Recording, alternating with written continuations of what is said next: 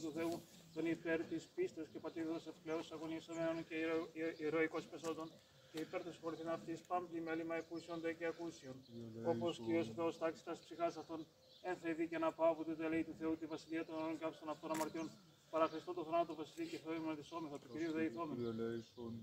Ο Θεός των πνευμάτων και πας αρκός, ο των θάνατων καταργήσας, των δε διάβολων καταπατήσας και ζωή των κόσμων σου δορισάμενος αυτός ανάπαυσον.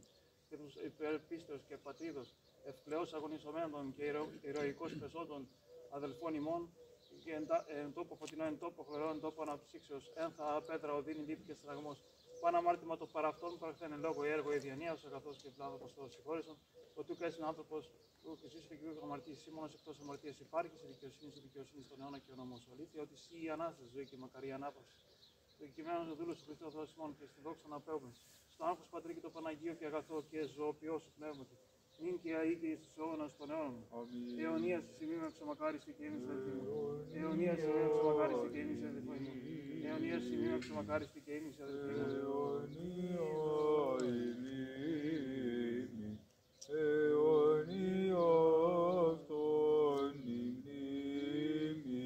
Διευκόντων Αγίων Πατέρων ημών Κύριε Ιησού Χριστέ ο Θεός ελέησον και σώσον ημάς.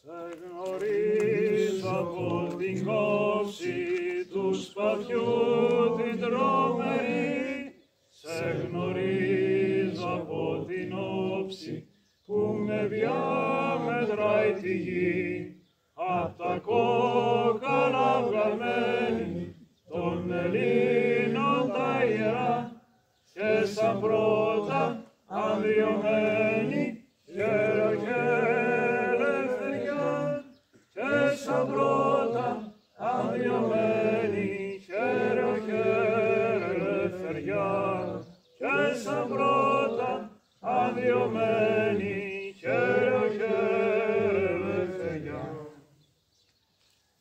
Χειροκροτάτε ρε.